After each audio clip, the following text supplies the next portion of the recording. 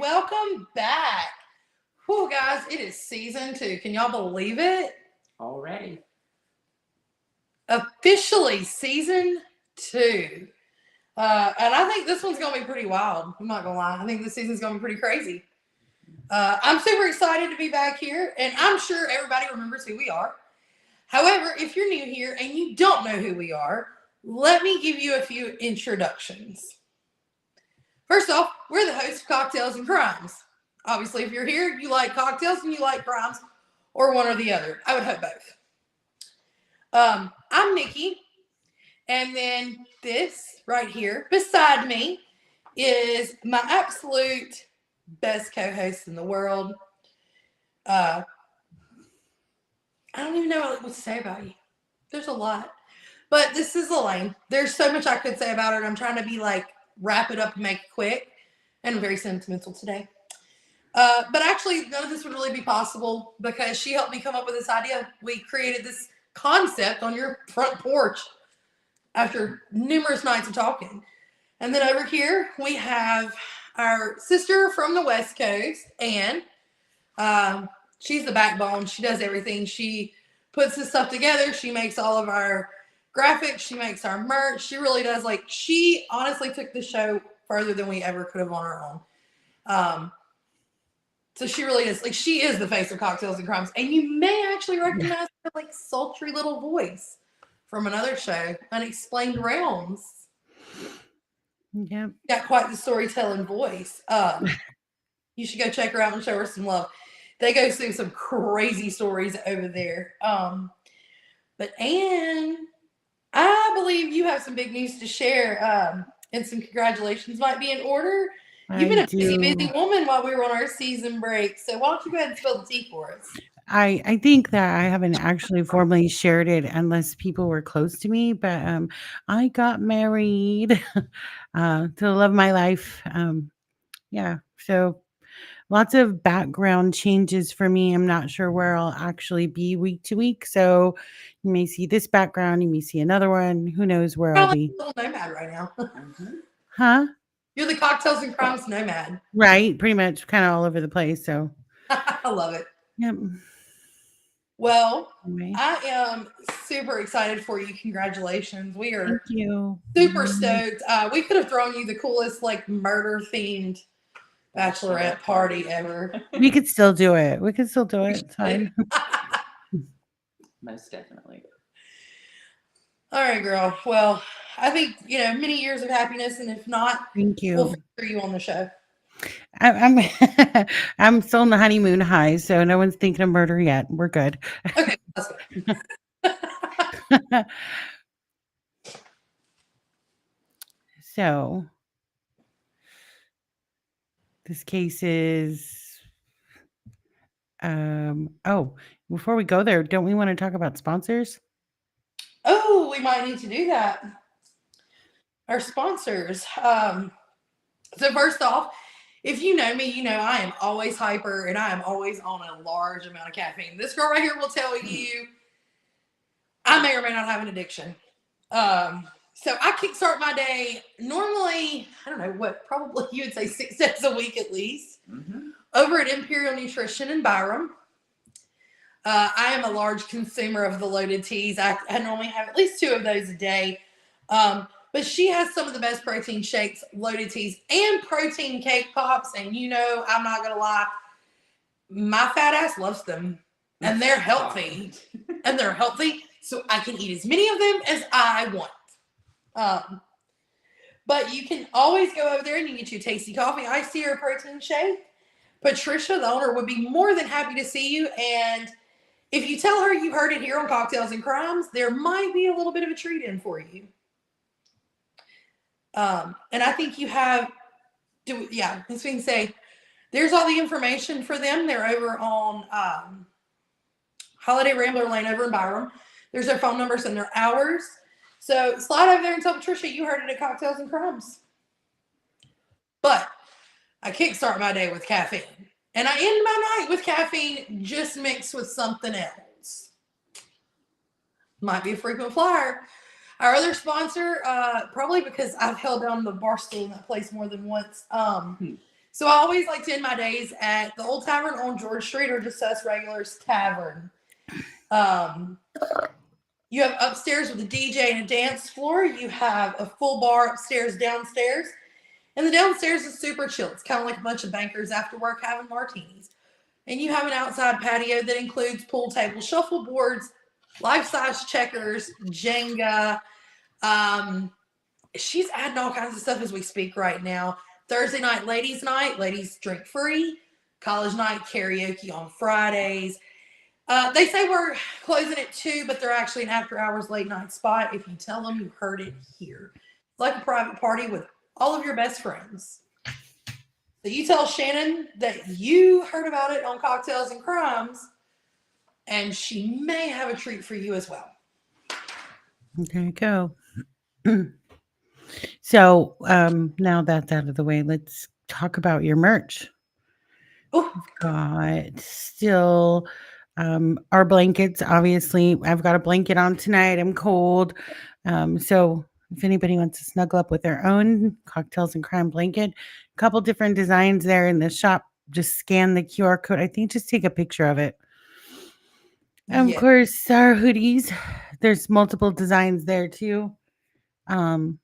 Take a picture of that and it'll take you right to our store. We have socks, slides. Look, this Mm, woman has designed everything. I think she might have made a dog bed. I don't know. I think there's a dog sweater. There's a Cocktail and Crimes cat and dog sweater. I So knew yeah, there was you have a something. tote bag and apron. I mean, I think we all need them for our pets so that we can walk them around and right. advertise all the time. I'm here for it. That'd be I love funny. it. It'd be funny. And Um, then again, it's coffee season, so there's Cocktails and Crimes coffee mugs with a couple different designs. Cocktail glasses, like like if you want to have something alcoholic in there, or just iced tea, whatever.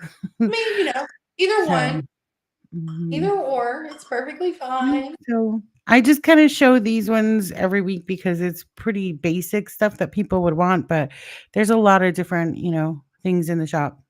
But once you I love scan it. the code, you can go in there and surf around. So And if you send us a picture of you wearing our merch, we may send you a treat.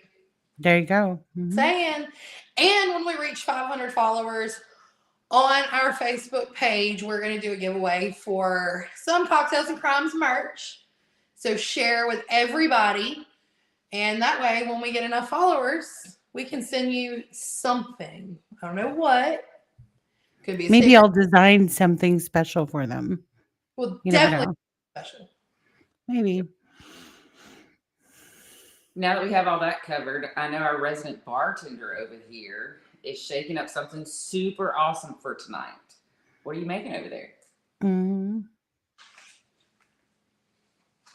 Well, if you must know, after all the long hours and late nights of research that I've been doing and that we've all had to be committed to, I think we all deserve a drink, don't you? Oh, I yeah. think so. I need one like now, right now. So Well, guess what? So can you speed it up? Absolutely. Tonight's cocktail, first off, without me, y'all wouldn't even have a cocktail. I am the cocktail of Cocktails and Crimes. Y'all would agreed. I agree. I agree to Little that. fiery cocktail there. I I'm gonna mean, need something to drink. Something with like with fireball in it or something. she's eating That would my be you. props, y'all. I don't know what to do with her. But you know what? Since I'm your favorite bartender and I do love you a little bit, I did come up with something extra awesome, and only because I know Elaine loves something that's good, it's sweet, and it's rich, and I know the way to her heart. So, I even sent you the recipe, and I think you might be indulging in one with us. I'm not sure. But tonight's cocktail is going to be a frosted sugar cookie martini. Let's see if it tastes as good as the real thing. Are you challenging me, dear? I am challenging you because we haven't had a plate of it here. Well, you know what? I guess we should get to it then, huh? And I've got that recipe up on the screen right now. And that's what you say. And there's the recipe. You can screenshot it, save it, and make it at home. We have a And comment from I Sheila. never, ever use these, by the way, jiggers. I never use them. I've been doing this a really long time, so I do everything by sight. But for people at home that are watching, I'm going to professionally use a jigger. I don't think I've done this in, it's been a very, very long time. Well, we have a comment from Sheila, and she says she'll pass. I'm assuming on the drink. So I don't know. I I don't don't know know. what it is. Sheila Stewart Hardison. Well, thanks for watching, Sheila. You Thank could you. pass on the cocktail. It's Love okay. that here. So since I'm making two, but I start out with 2 ounces of frosted sugar cookie creamer and 1.5 ounces of vanilla vodka.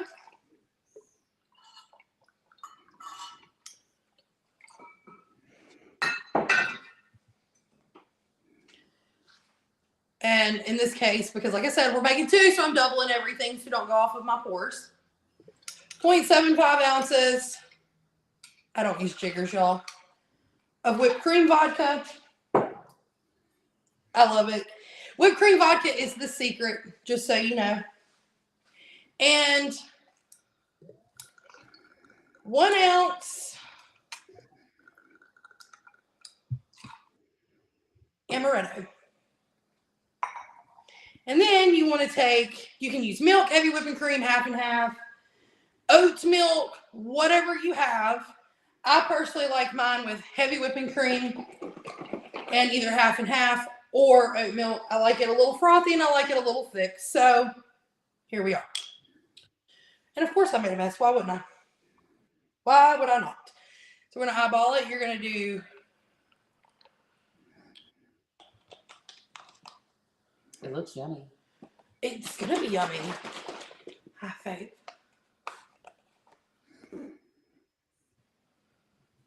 And your oat milk.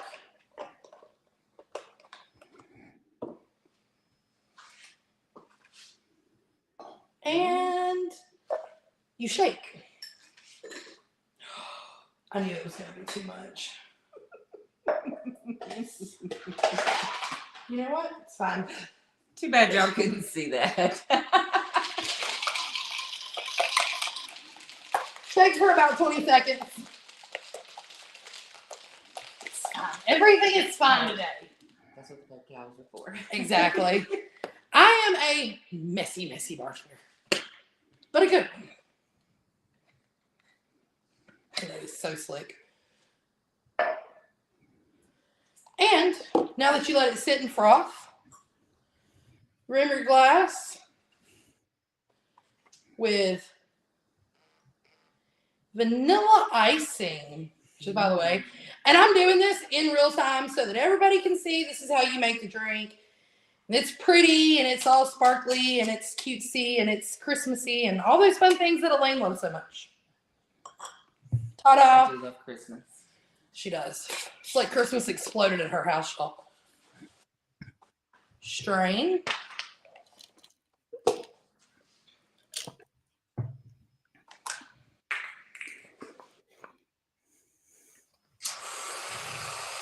Whipped cream. See, I'm making it in real time. Everybody said that was one of the requests that we had from last season. Well, you never make the drinks on camera. You see why we don't? It's because I make a mess. Okay, that's why we don't. Are you ready? There you go. And there you have it. You hold that closer to the camera, guys. Like, put it up there. There you go. There you go. All right. I'm going to throw the recipe up here one more time. And I think Nikki's going to post this recipe on our socials. So if you don't get it right now, you'll be able to have it from the socials. Absolutely. Later. Yep. I made a mess too. This is why, ladies and gentlemen, we make them off screen and then we tell you about them. My bar at home is very small. I don't have very much room back here, but we're making it work. Can you expect that?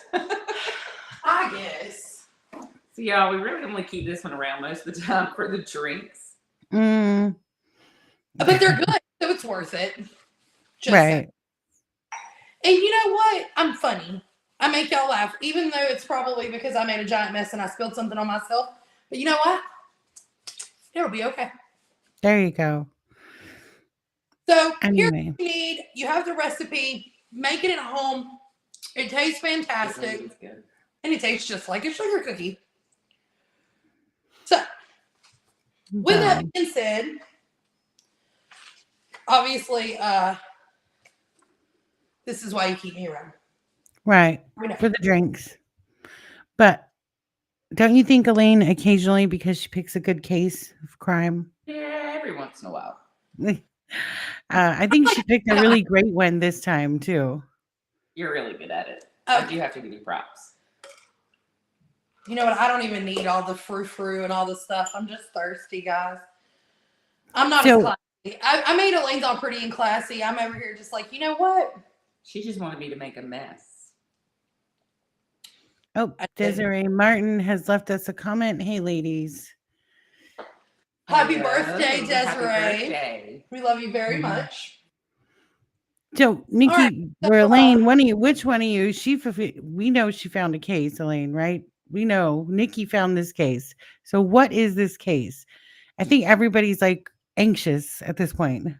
What is it? I know we're delaying, and I'll tell you why we've been delaying, because this one had so many rabbit holes that I think I had to take a 5-minute mental break and go, okay, how do I even Yeah. start? Where do we start? When I brought it to y'all and said, this is what I want to do, we thought this was going to be like easy. We've had some cases that have been like really easy to be like, we know who did it. We're not, you know what I mean? This case just kept finding another rabbit hole. Mm-hmm. Right. So today, of all days, everything has gone wrong. And I actually called Elaine and I was like, I don't know if I can do this today. I really don't. Thankfully, she was like, you're gonna. So I told her to eat a cookie. There you go. Calm Right. down and eat a cookie. See? While she sips her martini so smug over there, this week we're going to be diving into a rabbit hole that is in our own backyard. The case of Jon Paul Estes. Jon to his friends and family. that's right. We're going to be talking about a case that covers a little bit of everything, guys. And when I say everything, I truly do mean everything. You have what would sound like a good Hollywood movie. This case takes place in Lincoln County, Mississippi, in an unincorporated community called Bogachita. It is hands down, if you blink, you miss it. So when I tell you everybody in this town knows everybody, or they're kin to each other, or they're their third cousin twice removed, seriously, not kidding. This place is, you drive down the street and everybody waves to everybody because everybody knows when you flush your toilet. Mm-hmm. So that's what makes this case even crazier. You can't do anything around here without somebody knowing about it at church on Sunday. Like if you went to jail on Saturday, they're going to talk about it on Sunday at church. Wow. So when we started looking at it, I was like, wow, it can't be that. And it is. So Jonathan Paul Estes, or Jon to his friends, was born January 29th in 1983 in Kellogg, Idaho, to Carl and Beverly Estes. He would be one of the 6 Estes children, and he is the baby. Carl Estes, his father, was a pastor at multiple churches in the inland Northwest, while Beverly Estes, Jon's mother, was a nurse at multiple hospitals in Kellogg and Spokane. Jon was born in Kellogg and lived in Post Falls, Idaho, from 1993 to 2003. He attended Post Falls High School. He was loved by everyone, including people here, there, where he had moved multiple places. And from all accounts, he didn't meet a stranger, and everybody loved him. Yeah. He's the male version of he lit up a room, honestly. Right. Kind of sad because you know how this is going to go now. However, his family did eventually move to Mississippi, and Jon would end up marrying a woman named Cynthia Denise. Cindy, to people that actually still like her. And they would end up having a family of their own. They would have 2 children, Amy and Bryce. Both kids are his whole world. Being a dad became his identity. He was, and then at ultimately 35 years old, he would vanish into thin air without a trace. No word of anything. No activity on his bank accounts. Nothing. Just walks into thin air, and the universe just sucked him up and nowhere to be found. Yeah. And the last contact that anybody had with Jon Estes was on June 2nd, 2018. He told his best friend Kevin that he was going to talk to the police and find out why they were coming up and down his road. Nothing since then. There's been no activity on his debit card, credit card. There's been no social media activity. The last ping on his phone was on the road that he lived on that same day on June 2nd. So there's been no activity on anything. The last contact that anyone had with him outside of Kevin was a few days prior, his ex-wife, Cindy. And I think this is a picture, but of her, but I don't think that's him. Is that someone new for her, or is that just a younger picture of him? Oh, that's definitely her ugly ass. Right, but that's not him though, right? I just couldn't find. There's not a lot of pictures of the two of them together. So, huh? I believe that's a younger picture of him though. Oh, maybe. See, I couldn't tell. Maybe it is, yeah. But that's her for sure. So, Hold up, oh, you're a super fan. You're a super fan. Probably my resident. He is. Yeah. Hey, super fan. Okay, look. He can get a t-shirt. Yeah, we'll give him a t-shirt. I think he should be our model. He needs his on. Oh my God, the official mascot. He should be the official mascot of Cocktails and Crime. Okay, go ahead. Sorry. Now, the ex-wife let his truck end up getting repossessed, and his phone that held valuable evidence that we're going to talk about that Jon would use in his pending divorce vanished along with him too. Yep. Seems to be getting a little strange already from the jump, don't it, ladies? Yep. So let's go on and dive down this cocktail-infused rabbit hole, ladies and gentlemen, and let's make it a whole lot stranger. So let's go back and start on April 18th of 2018. Jon and his wife, Cindy, the night before or a few days prior, had gone to an event. I don't know exactly what it was. I've heard a concert. I don't know. They had taken the kids and done something as a family. They had a nice dinner, the whole 9 yards. Now, Jon was an on-the-road construction worker. He worked for a giant company, and he was actually working in Texas at the time. So his work did take him away a lot, and he made a point to call home and check in with his kids every day. He talked to his children, if not once, but definitely once a day, but more often than not, multiple times. So he, of course, makes time to go do things with the family when he is home. So they go to this event. They have a nice time. They think everything's great. He'd even told his best friend, Kevin, he was like, things have been going, pretty well. It would be safe to say that in the past, Cindy and Jon had a strained relationship, a strained marriage. But he was heading back out to Texas to go back to work. And the morning that he's supposed to be leaving, Cindy drops a bombshell. After they've gone to another science event and all this stuff, Cindy drops a bombshell. She wants a divorce. 13 years of marriage and 2 kids, and she wants a divorce. So Jon decides he's just going to go ahead and he's going to leave for work. He's a little blindsided, but I think to say that he was like upset or heartbroken would probably be kind of a stretch. From all accounts that I've gathered, he wasn't like he was, really losing his mind over it. I think he kind of like maybe relieved a little even. I think he might have been. I think it was a little bit of a relief. I think that maybe their marriage was a little more strained than people knew. I think so. So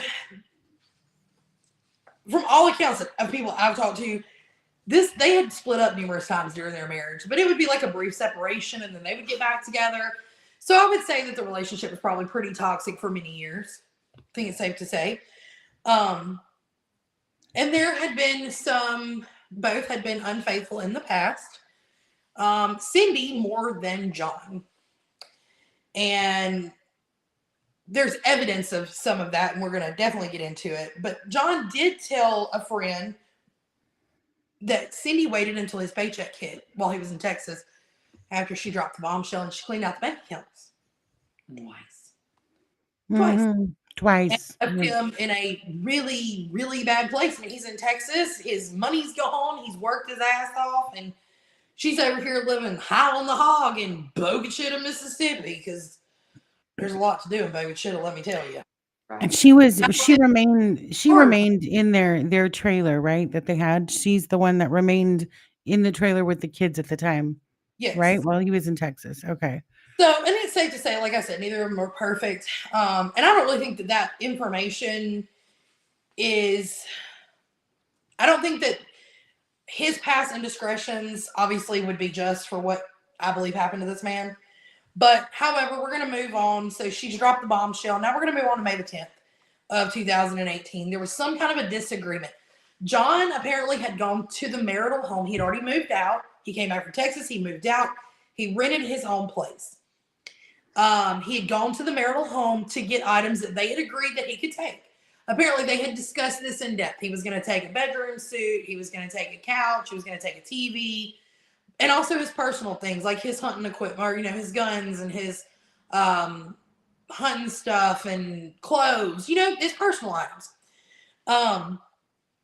And somehow this turns into an argument. And in the process of this, Jon pulls out his phone and he starts recording, which is an actual video that we're going to reference a lot in this case.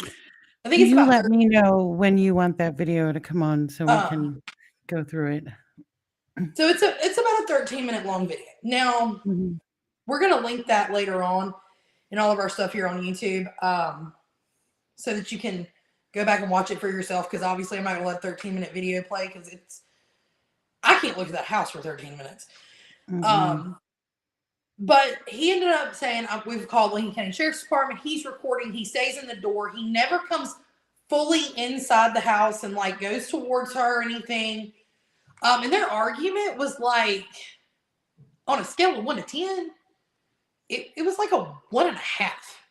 If you've ever been in my house and heard an argument between our super fan here and myself, you would think that we need the law. They were just bickering.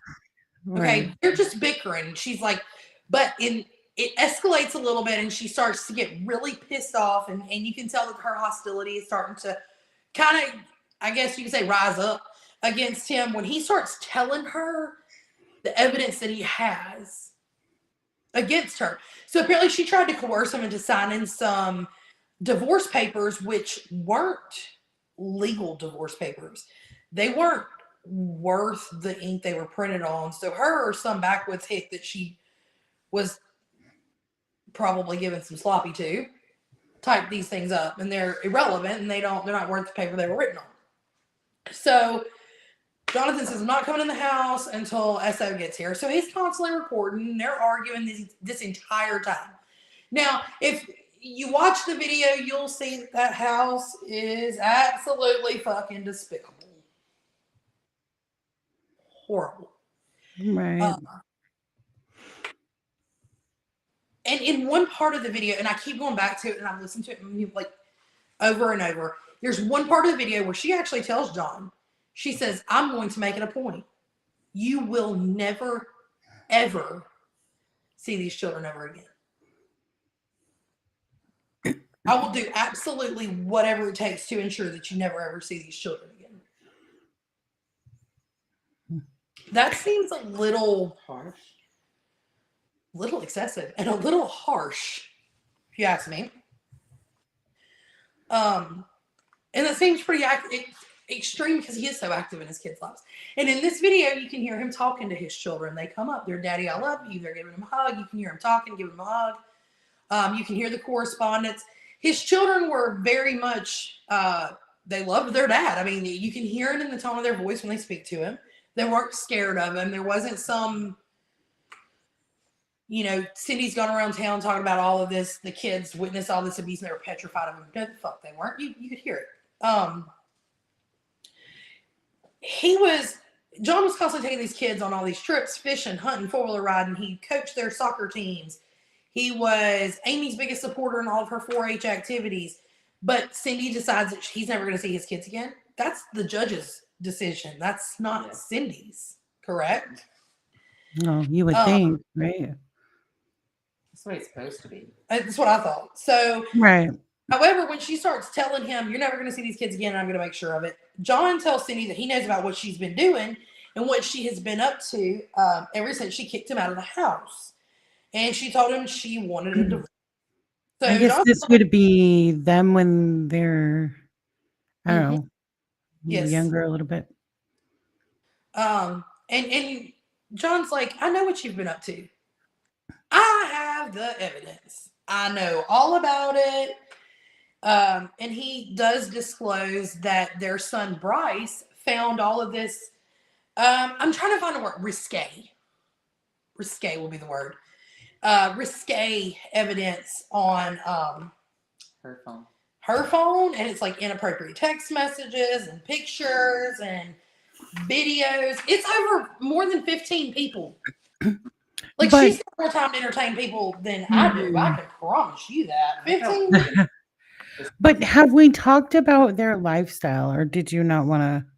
Oh no, I wasn't we're sure if we were definitely gonna go so there. now I Okay, can never figure out why this wasn't on, I guess, brought to anybody else's attention.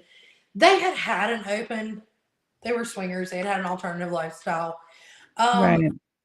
but the agreements that I believe they had were this was a couple's activity. This was what we did together. mhm. Unfortunately, I don't think that she listened to the memo because Cindy She seemed wasn't following the rules. she really wasn't following the rules. She seemed to be swinging it to Quite a few. quite a few. And apparently, even the weekend that she had kicked John out of the house, she had met up with a couple at the Days Inn. Yeah, and I know who that couple is. I A know. couple, wow. And so Yeah, and I it's guess something in that that again, that respect, like you said, it's like an agreement. So now you're not even just one on one, you're with a whole couple and your husband doesn't know. That's insane. and the thing is like in Oh, the messages that her comment. son read and sent to his dad, she is saying things like, I want girls, these things right here in my mouth while I've got something.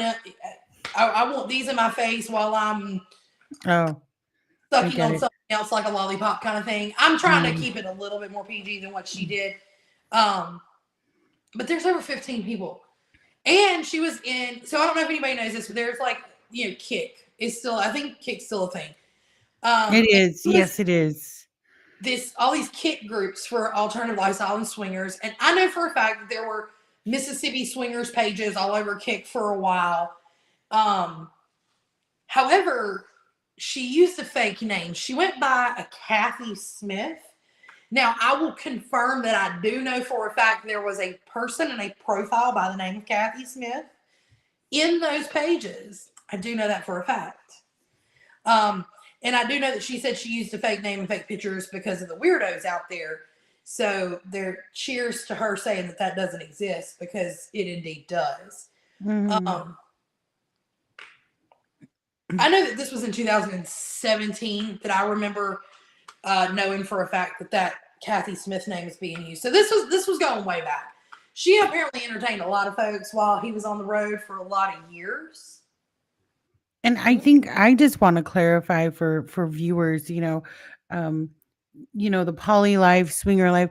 If you're married, there's an agreement. Like there is when I'm not that lifestyle, but you know what I mean. Like I fully understand. If your husband's away, if you haven't agreed upon, hey, I'm gonna go meet with this If these guy, are or I'm gonna go rules, you don't break right. your.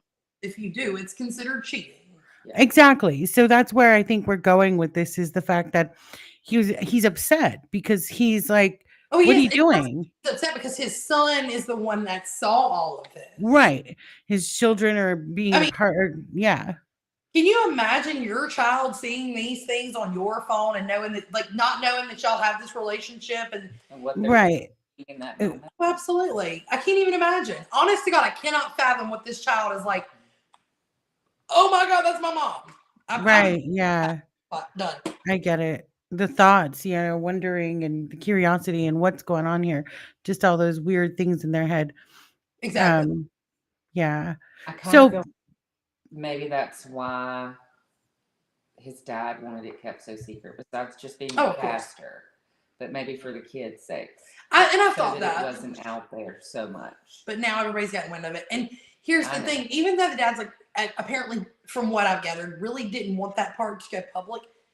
Everybody in fucking Lincoln County knew. Everybody in Pike County knew. Everybody in no, Copiah. it's a small area. Yeah. Amazing. So Christ, I can't throw a rock right now and nobody in Lincoln County is going to find out in 3 days. Oh, You know, right. it's literally, Yeah. it's small unincorporated little communities that make up so much of this. So Right. everybody fucking knew. Not only that, let's talk about the fact that everybody knew. Out of those 15, there were at least two that were police officers. Hmm. Hmm. Hmm. Oh yeah, the police in that it's a small area. So the police definitely hear the rumors, they know what's going on there. They know, which is why I think we were bewildered in our research because so many officers do know what's going on. So Yeah. why is this even a case? Why But hasn't anything been done? as we dive further into it and we get further into some of the details that make this even more just what the fuck. Yeah. You have to remember that everybody seems to know what's going on in his house except for him. Yeah. Remember that. Everybody That knew is- what the fuck was going on while That he's on the comes road. up multiple times in research, everything. Absolutely. Yeah. So he's telling her, you know, but then she starts to deflect in this argument because he's got her by the balls. I mean, let's be honest. Right. Starts the whole deflecting during the argument. And then she turns around and then she obviously makes herself the victim. She has to. She has to be the victim. Oh. So, and then she wants to play the blame game and bring up some shit that he did like 10 years ago. And he's like, well, I mean, I already kind of admitted that. But I want to point out again, and this is so important that I point this out because we're probably not going to be able to touch on it in part 1, but we're definitely going to get into it in part 2. And I want to make this stick in people's mind. If you watch that video, I just want you to look at the condition of the home since he had moved out. Right. Are you ready to roll that video? Important. It literally, her home matched her. Sloppy as fuck and disgusting. Just Are you ready for that video? Yes. So I want to see what this house looked like. Okay, so remember that, viewers, all we're looking for in this video, well, you guys look at whatever you want, but we want you to look at the condition of the we house. can just pull it up and pause it just so you can get a look. Yep, I can do that. All right, here we go. I'm gonna get this on the screen. So, like, if you look at this, when this video pops up, just look. It's there. It's on. At this house. Okay, it's piled up. There's dishes a mile high in the sink. There's like a walkway to walk I'm hoping through. I have help on the way. House is filthy. And I'm gonna get my bedroom suite, one couch, the TV, the Wii, just like we discussed. You just stay right there in that doorway until the cops get. I'm staying here. I know the law. I just got off the phone with an attorney before you called me. And I can call her back right now.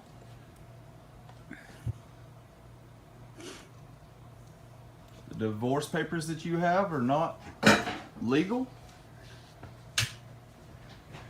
And you were trying to make me sign those in order to get my personal possessions. Amy, did you cut this oven off? You want me to skip through it? All right, so I think for the gist, we can see what the house looks like, and you can hear how he's talking to her. He's very amicable with her.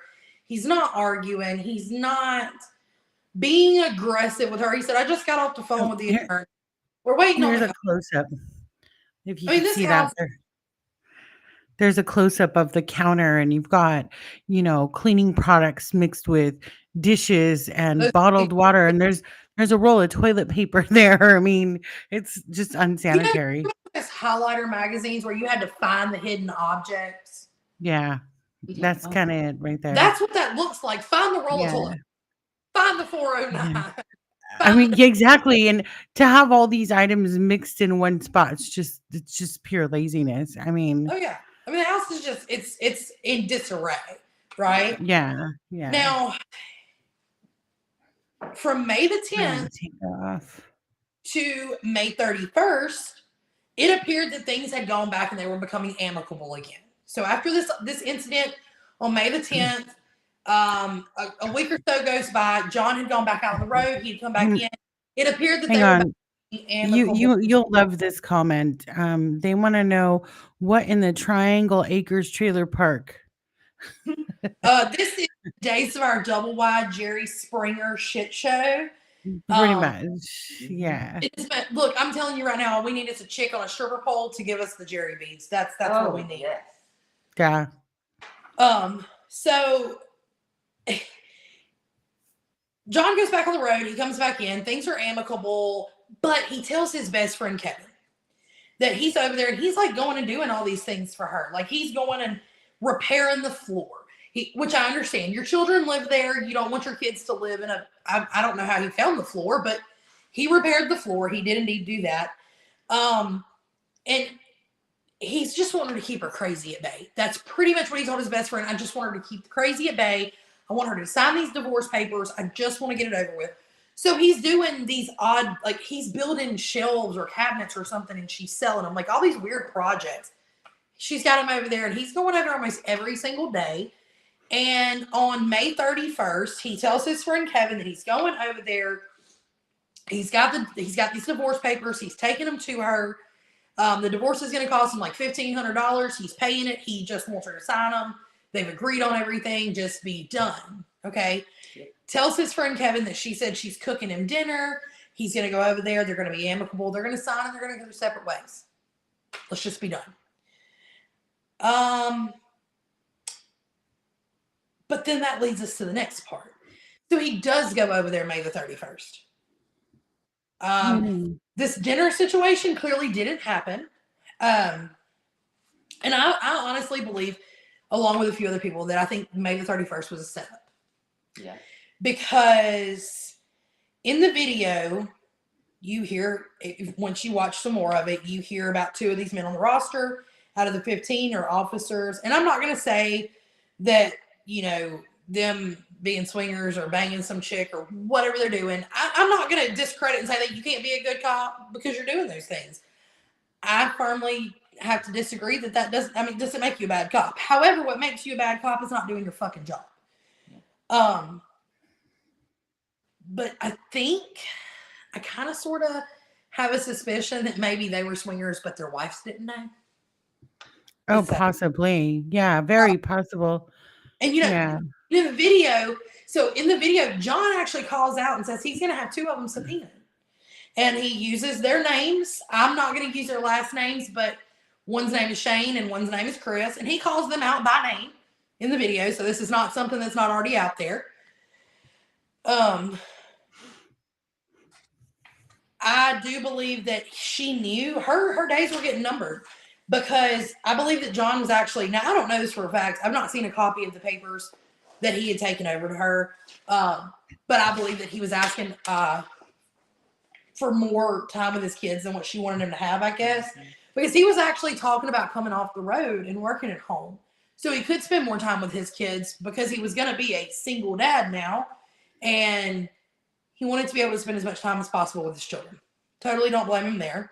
Right. But going back to that night, when I think it's a setup, it's because he does go over there and there's an alleged altercation. And I'm going to use the word alleged. Okay.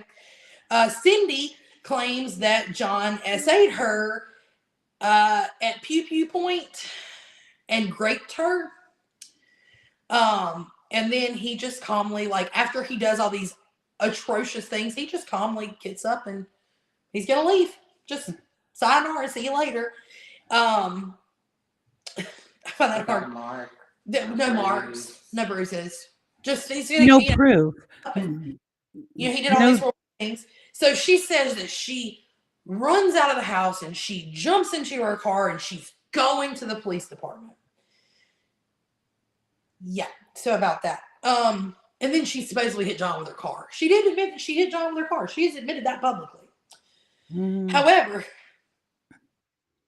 this whole the police department makes me. Let me tell you when did she hit him with the car? I think maybe we haven't disclosed that to the viewers. Oh, this was on the night after he supposedly raped her at gunpoint. Right. So what is he leaving the house and she jumps in her car and hits him on his way to his car? So, and her first story is that he jumps out from behind a tree. And then the other story is he jumps in front of her. I don't know. She's told a few different stories and accounts on this on some posts that I've found and other people that I've talked to. But this alleged altercation takes place. She hits him with her car. Now, here's the part that I don't understand. So, on average, in the area that she lives in, there would be 1 to 3. Well, I would say 1 to 2, more likely. Lincoln County Sheriff's deputies on patrol within a 10-minute, 8 to 10-minute response time from where she was. But she's going to get into her car and she's going to drive 25 minutes after this horrible accident. She's so shaken up and in fear and this, that, but she's composed enough to drive some windy back roads and go all the way through town and do all these things.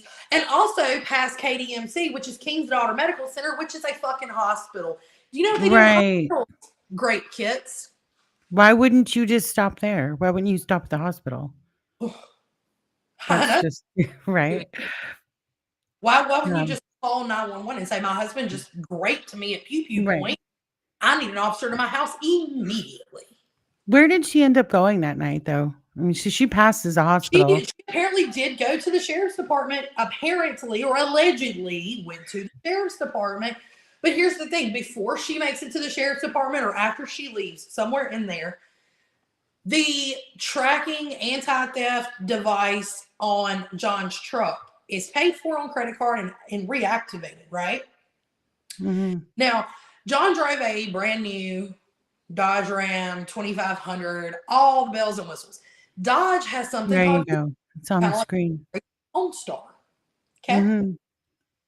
She pays the fee, activates it, and reports his truck through Uconnect stolen. Shuts it down. Now, this is the night that her and him have this situation. Right. Okay. So she immediately calls and renews his OnStar. Like, what?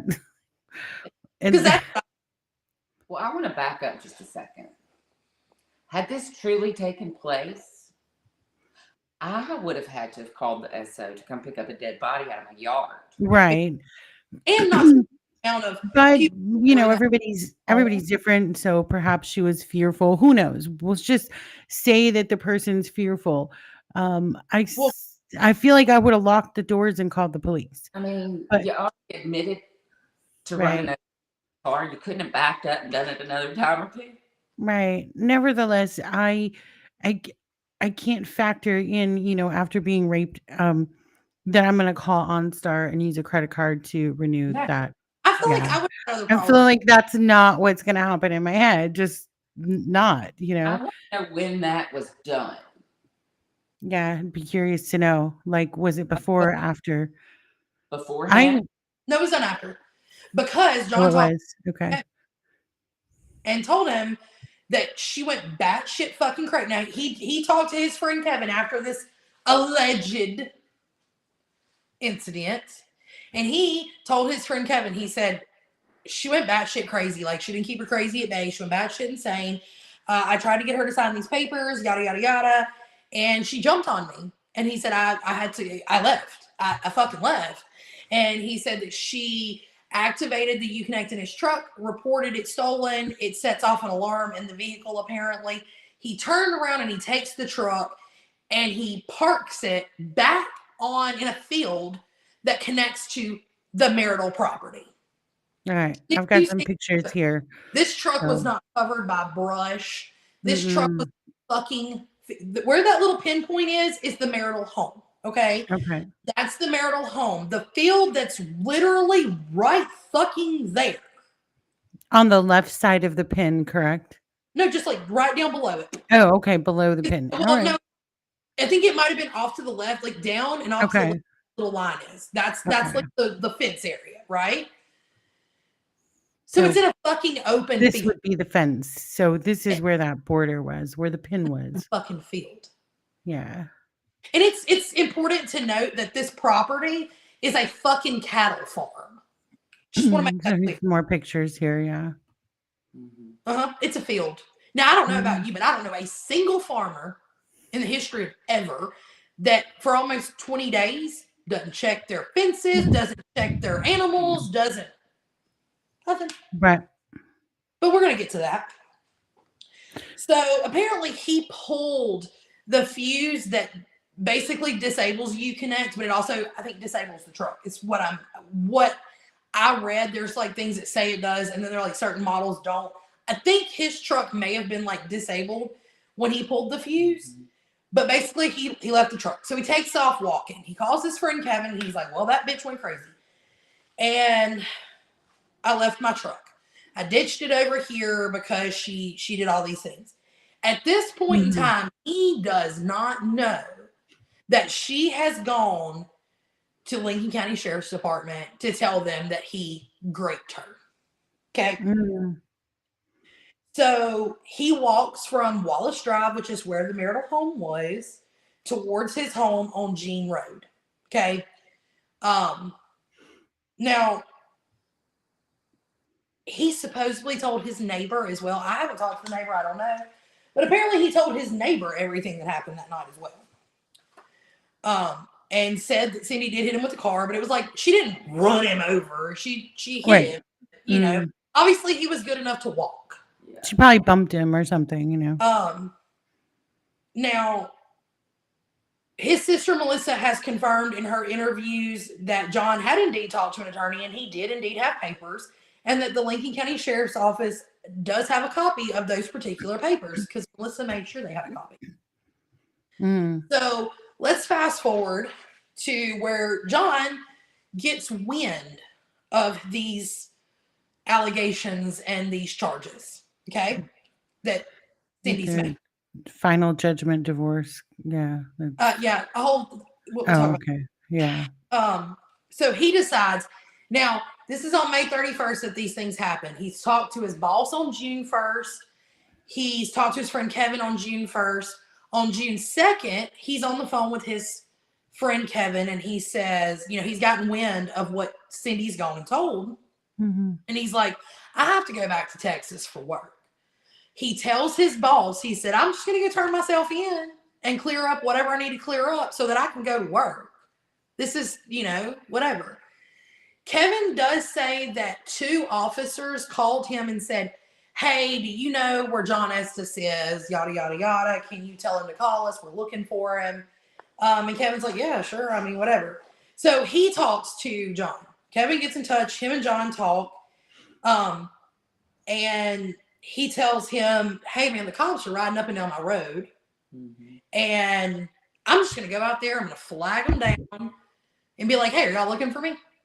Like, clearly, if this man is on the run and he is scared or any of these things, I don't think that the man's going to tell his best friend. I'm just going to walk out here and be like, y'all looking for me? Right. You know, I don't think that's how that goes. But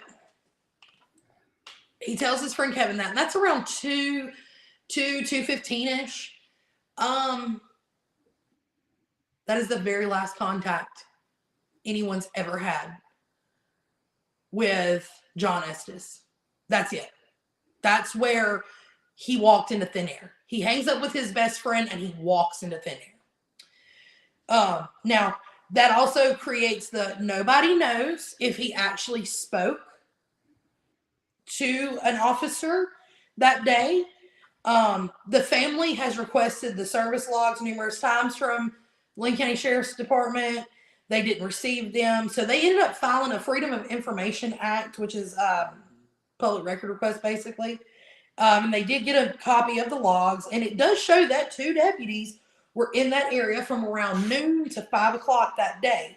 And a 3rd deputy was dispatched out at 2:35, which should be around the time that he had hung up from Kevin, 2:15-ish, 2:30, whatever.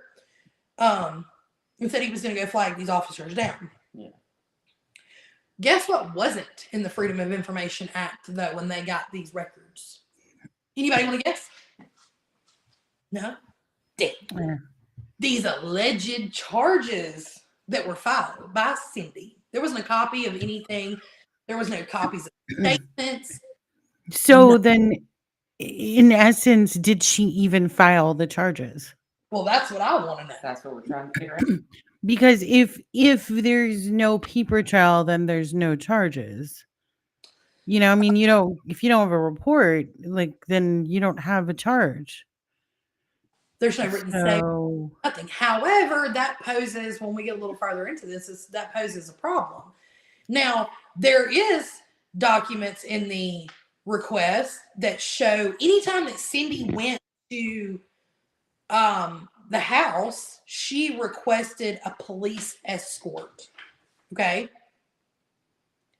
And there are numerous. There's like 7 pages or 7 different ones of these times that she requested because she was in fear. He was so mean, and he was going to kill her or whatever. well, maybe because it's a small area, they would, oblige her in that. But in larger areas like where I live, they're they're not like, giving you they're not going to do anything for you unless you have proof, like you made a report that you had an altercation or something of happened. course. So that's So, interesting. but in the reports that they got, it does show that she requested a police escort. She was provided one. But here's what's crazy: on June the 2nd, miraculously, she's never requested another escort. You're so in fear of your life, and this person who apparently now you're telling everybody's a fucking fugitive on the run or whatever, and you're all of a sudden you're not scared anymore on the 2nd, which coincidentally is the same day that he Disappeared. poof into thin air. Yeah. Right. Why is that, Cindy? Why? Right. I'm just saying. I would give her. Perhaps because she knows he's not coming back. That's what it seems like to me. So where did he go? Did he even talk to an officer? To this day, his phone has never been found. And the last place that it ever pinged was right around his home on Jean Road. So let's fast forward. We're gonna jump forward. Obviously, he doesn't go back to work. No one's heard from him. He doesn't call his children. This is a man who talks to his children every day, and now all of a sudden he just doesn't want to talk to them no more. Fuck them kids. What? Yeah, no, and he was a devoted dad. He really wanted to be part of his children's life. So Yeah. here's a picture of them posing. They cut off, but yeah, really get crazy, and I mean crazy. So on the week of June 20th, John's truck is found in the same field where he told Kevin he left it. It is literally on the fucking property, on the property line. Once again, on a cattle farm. Not covered up. And several days. How many days or weeks had this been? Green. I'm sorry? It's a big ass white truck against green. Right, but how long had it been now at this point when they find it? 18 days. Okay. Yeah, I'm just bewildered. 18 days, big white truck, middle of a green field. I mean, we have a truck now, but we still have no John. Right. So Melissa, the sister, John's sister, tries to file a missing person report. She tried numerous times to file a missing person report. And the detective of Lincoln County Sheriff's Office said they weren't going to file a report. He was probably hiding from the law, and he was supposedly entered into NCIC, and that he would turn up eventually. That was said by Detective Leslie Falvey. What was he reported for? Like what? Well, he's an NCIC for this alleged rape that we don't have a report on, by the way. Mm-hmm. So Melissa has to finally, now remember, he went missing June 2nd, okay? Nobody's heard from this man. Melissa finally gets to file a missing persons report. She files it in Lee County, where she resides, which is right on the Tennessee line, which is like 5 hours away from Lincoln County. And we actually have the copy of it, and you can see on the report that the missing persons report was actually filed on September 18th of 2018. Find that. So I've got so many reports. Hold on. September, she has fought with these people and wanting to know why they won't let. And they were said, you can't be a fugitive, or you can't be wanted and missing. You can be a fugitive and wanted. Okay, we'll go with it. That helps y'all. Right. He drops off the face of the earth. Trying to figure out which one of these. There's so many reports here that I got. There's a lot. Which one is it? Now, Um, I will say this, Mr. Falvey, I have some very serious questions for you, and there were quite a few of the other guys at the Lincoln County Sheriff's Office. And I actually have friends with a few people in that department, and I will stand right here today and tell them that there's some serious issues in that whole fucking place. Jonathan Paul Estes would be actually missing for 10 months before the Lincoln County Sheriff's Office would actually enter him into the system as a missing person. Which, once again, I have fucking questions. right. I would love to have a personal sit down chat with Steve Rushing, the sheriff of Lincoln County. And I would like to also leave an open invitation to Leslie Falvey and Lieutenant Catchings, who's retired. I would love to have a conversation. I would love to have them on the show. Let's chat. Mm-hmm.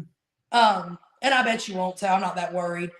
And I know at least one of you out of that group is a fan of this show and watches. So I know that you'll see this. And I also know that 3 Lincoln County Sheriff's officers that watch this show and a city officer from Brookhaven that watches this as well. Hi, shout out to you. So I'm sure that the invite will get back to Falvey and Steve Rushing. Just saying. And I'm you know what? I know that we're going to end up having to do a part 2 on this. We've already discussed Yeah. Gonna be We're already at the hour mark right now, so there's still hundreds of pages for us to go through and tell you guys about. But so on part 2, if any of you want to take up our invitation, you are more than welcome.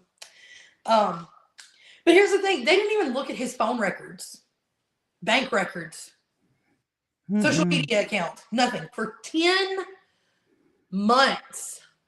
And the family, not the wife, the family, his actual blood family was attempting to make reports like, hey, he's missing. What's going on? So that's bewildering, mind blowing. Why would His she, boss tried.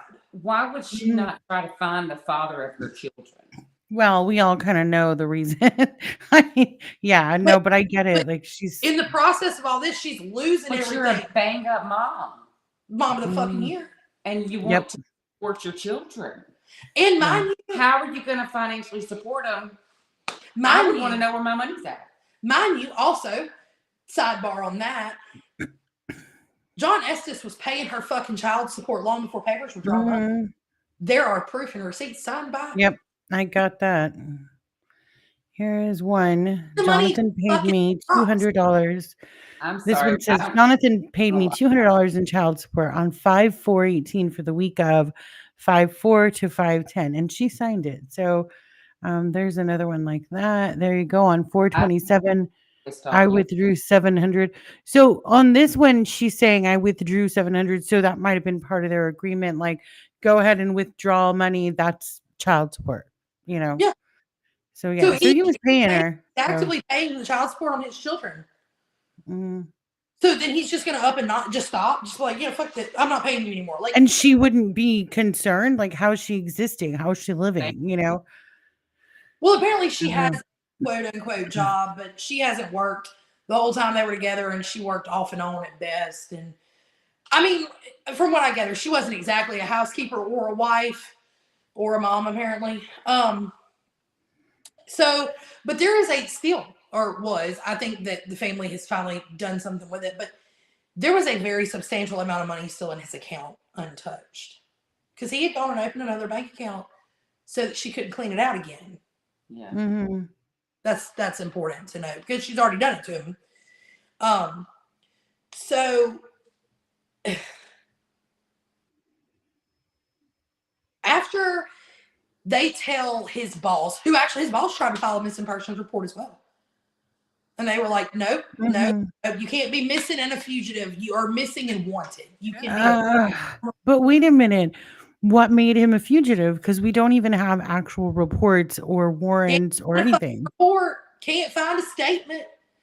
So how are you a fugitive if you don't even have a report indicating that you're wanted? Now, so that tells us that clearly something happened to this man on the 2nd. And something tells me in my gut that the 31st was a setup. Yes. Agreed. Now, Kevin has recounted, and he has told this story on, a couple of podcasts. Have a comment real quick. Matthew Holland, he says, hi, y'all. Hey. I got to get him some stickers for his race car. There you go. So Kevin has recounted the last conversation that he had with his best friend. Okay. And he told him, he said, hey, Jonathan's like, oh, I've heard about this shit. The cops are looking for me, whatever. So he tells him, he said, well, hey, man, just come to my house. I'll drive you to the police department. We'll clear this shit up. That's when Jon says, my truck's over here. I ditched it. I'm just going to flag them down. They're on my road. He said that before Jonathan, told him that he was turning himself in, that he had gotten the call from 2 different officers on the 1st. And so now on the 2nd, he's going to turn himself in.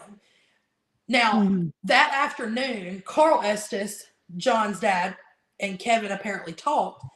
And he says, Carl, the dad says, hey, can you do me a favor? Can you call the sheriff's department and tell him I'm sending an attorney down there just in case he needs one? I don't know what's going on. But let's clear everything up. So Kevin calls the Lincoln County Sheriff's Department on the 2nd, the afternoon that he supposedly turns himself in. And they're like, he's not here. He's never been here. We haven't seen him. So from Gene Road to the Sheriff's Department, from 2 o'clock to whatever time it was he called, this man didn't pull, Siegfried and Roy did not come here and magician him. No. And Kevin's like, first off, I've never known this man to lie. He wasn't a liar at all. So he said, in my mind, I was like, did he lie? I mean, is he in his truck? Maybe nothing adds up. None of this makes sense. No, not at all. So then, but let's talk about fucking wild. Once again, here's another rabbit hole. Down it we go.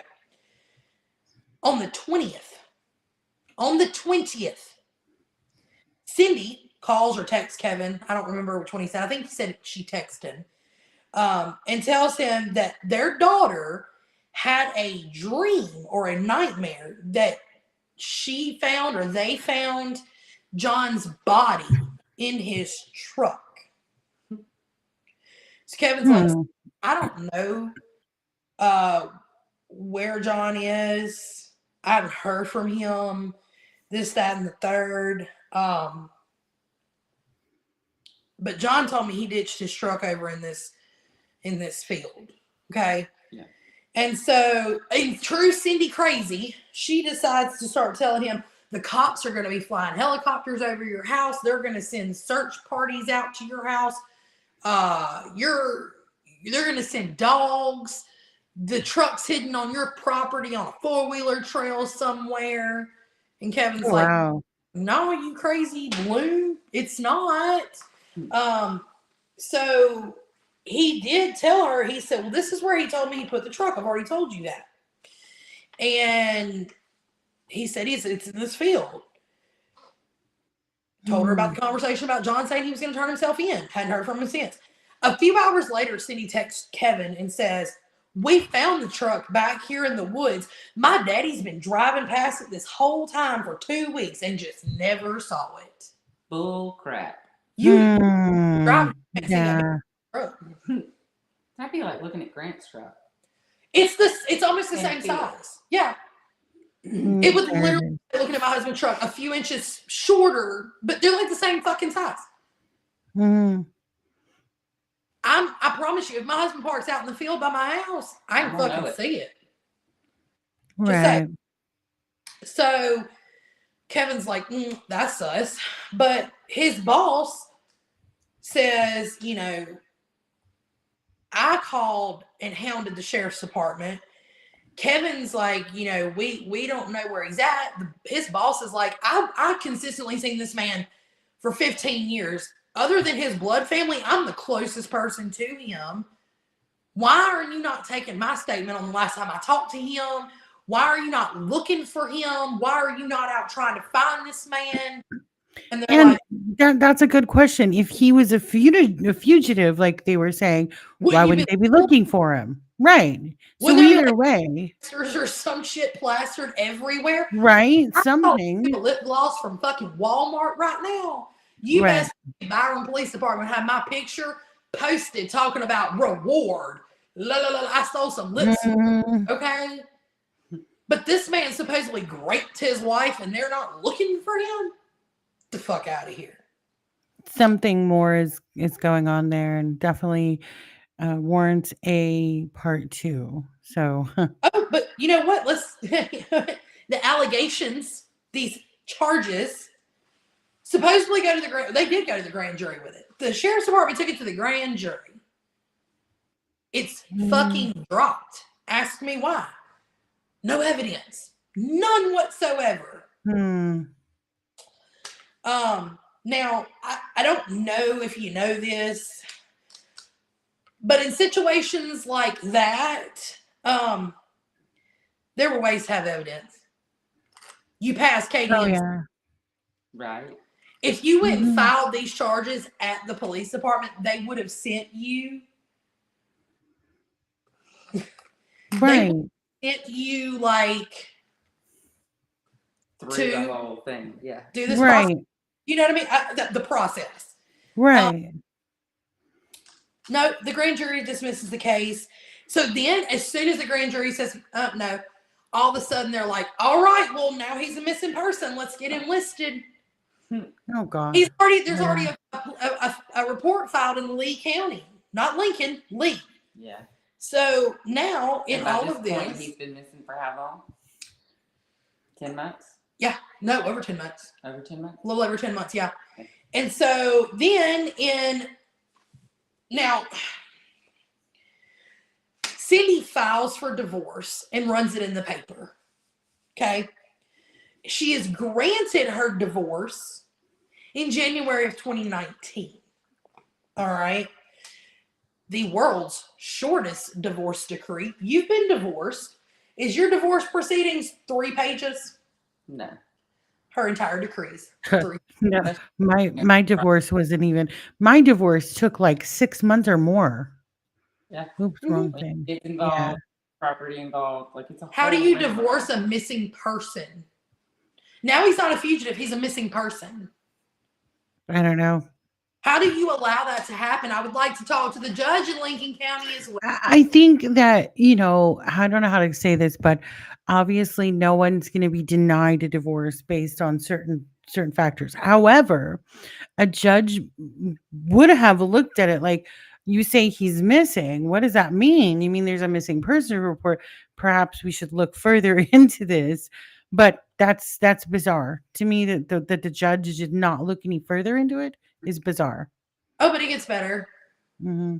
So a few days after John's missing, around the 18th of June, before the truck is found, Kevin gets a strange phone call from Bryce, John and Cindy's son.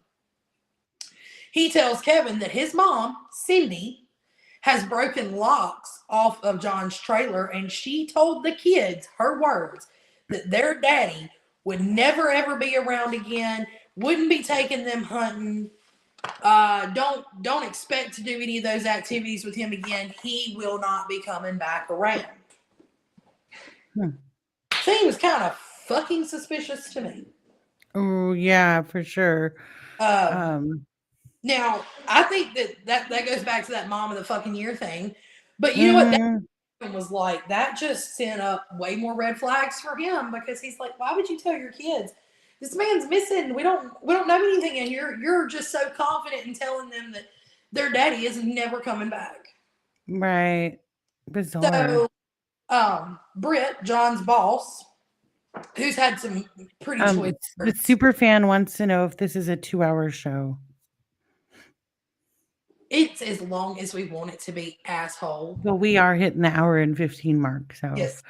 So we're quickly running through these last few key points, and then part 2 will be next week. So, after Britt has gone, Britt goes to the Lincoln County Sheriff's Department, right? He goes down there and he says, I want to know why the fuck you're not doing anything, basically. Let's have a conversation. Let's talk about this. He admits that he tells the sheriff's department, he said, I have 3 people I've told, if they don't hear from me by this time, call the fucking FBI. Because this is the last place he was supposed to be headed, and now he's missing. Huh. And they're like, well, he ain't here and he never made it here. No fucking shit, Sherlock. Right. Where'd he Mm. go? Fucking Scooby and the gang over here. So Kevin and Britt and a slew of other people obviously believe that Cindy obviously knows way more than she's letting on, clearly. And I believe she knows exactly what happened to that man. And there's a reason why she's telling her children that daddy's not ever coming back. I would even go so far as to say that maybe a couple of officers might know as well. Oh, I'm not so sure they don't. Right. And within a few weeks of him missing, she's moved. She's put the kids in new schools. Did she sell the trailer for like $400? Mhm. The Bobcat, which will be out in the park Nice. too. We're gonna get into all that. Okay. But Yeah. she sold all of John's stuff, all of it. Let the truck get repoed, whole 9 yards. But she moves, puts the kids in a different school. Just la la la la la. Let me tell you something. I don't care. At the end of the day, I have a child with this man, and if he is a good father and all these things, you know what? I'm gonna at least post on Facebook and be like, "Hey, has anybody seen my soon-to-be ex-husband?" Right? You know, I'm not even that I care if he's dead or alive, whatever the case may be. If it's a nasty divorce, I still go back on, I'm going to want my money. I'm gonna want my child support. You have had me accustomed to living a certain lifestyle for how long now? I'm Right. Let's just be real here. I love you, honey. I know that you're watching. But if I were to be in the situation and we were going through that, and all of a sudden, all of this. Already he's being a smart aleck.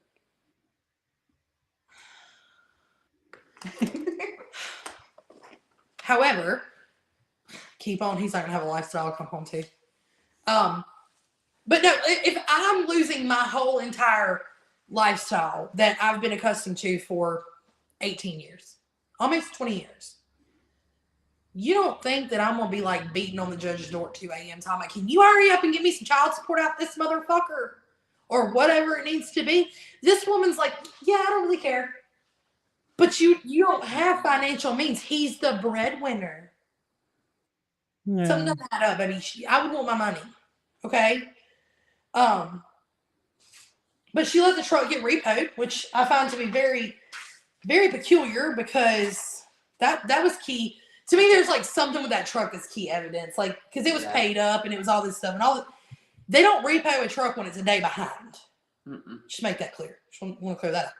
So here's the thing. When the truck was found, Cindy called the detective on his personal cell phone. She didn't call to say, hey, that missing guy? Guess what? Found his truck. No. She called and said, I need somebody out here to unlock a truck. On his personal phone. There's details in that, and we're definitely going to get into it on part 2. But Cindy took the truck. It was never processed. It was turned over to her, and they let her take the truck. It was never I think they went through. There's body cam footage of them going through the truck, but it was never processed. Now, I do believe this. I think that Jonathan was going to expose Cindy for her extracurricular activities. I don't think that he wanted to. I think that it was going to come to that to make the divorce happen so that he could get time with his children. And I think that she was like, oh, no, we're not doing that. I don't want my family to know, whatever the case may be. And there were multiple people that were probably going to be exposed as well. I mean, there's a roster of at least 15. Yeah. And I believe 1,000,000% that Cindy is involved in his disappearance. Her behavior is entirely too strange and it's too suspicious. She will not talk. She will not give a statement to anyone at all. So, like I said, this is obviously going to be a 2-parter, maybe even a 3. Because now that we've just told you the story, we haven't told you the details. Yeah. And God knows I don't have words for the details that go along with this. And I don't think that there's really enough alcohol behind my bar to prepare people for some of the details that are going to come out. I will say this though, there's an open invitation to any side, either one, sheriff's department, the family, the boss, the best friend. Cindy, come on, we'll sit down, we'll have a conversation. I have an open door policy. I would like to talk to each and every one of you. I would like to talk to the family and offer my empathy and my sympathy for the situation that they're going through. As far as Cindy, I'd like to punch her in the face. But I would be nice if she came home. Sheriff's Department, I would like to tell them that I have some issues with the way they're handling it. And I want to know why. I don't think that's too much to ask. Nope. So, these are just, there's the story. I can't even, what do you say after a story like that? I told you it was a rabbit hole, guys. When I brought y'all this one, I told you we were going to lose some sleep. I say, stay tuned for next time. Come back next Friday. Of course. And we will jump into part 2 and all of the details and all of the, I don't even know if I can call it crazy shit. It's just, come back for the days of our double wide. Yep. Part 2. That's what we should call this. Triangle Acres Trailer Park. And the fact that they said Triangle Acres means that whoever that is knows the Richland, Florence area. Because by golly, everybody knows what goes on in Triangle Acres. That was Mandy. Yeah, she knows. She fucking knows. All right, guys. Well, look, it's been real. It's been fun, but I cannot say this one's been real fun. This one's been real fucking stressful. To the Estes family, my heart goes out to you, and I wish nothing but the absolute, just answers. I really do. And if you know something, or if you think you know something, you think you saw something, you heard something through a grapevine from your cousins, uncles, brothers, sisters, dad, whatever the case may be, please do actually contact Lincoln County Sheriff's Department or MBI, or you know what, at this point, contact the family. Contact your local law enforcement. Your local law enforcement, whoever if you know something, say something. These children deserve to know what happened to their dad, because she has brainwashed them into believing that their daddy just up and walked away and said, fuck them kids, and is living off in paradise somewhere. So, and if there is truly something with Lincoln County SO and they are somehow tied up with it, it's better sometimes to go to another agency. Oh, absolutely. Anyway. Absolutely. Right. Don't get me wrong, y'all. We love our guys in blue. And I'm not saying that y'all are shitty. I'm just saying I got questions. 110,000%. There's just some things that happened in this case, or didn't happen in this case, that really should have, no matter how big or small you are. Yeah. Everybody deserves an answer. So to the Estes family, I really do. And on the backside, honestly, we are all three here to help in any way that we can. So if at any point you need to reach out to us, from now until the day that we have answers, we are always open, even if you just need someone to talk to. Our hearts really do go out to you, from all of us here at Cocktails and Crimes. And, you know, if there's anything we can do to help, absolutely, just let us know. So thank you, ladies and gentlemen. It's been another good episode here at Cocktails and Crimes. Don't forget to go see our wonderful host over here on Unexplained Realms. Go give her some love. We should be collabing real soon. We've got some fun stuff coming up. We've got some fun stuff that we're planning this season for Cocktails and Crimes, so you got to stick around. And maybe next week we might have some special announcements. You never know. So until then, we see you Friday at 7 p.m. Central Standard Time with another cocktail, the crime. Bye, guys. Bye.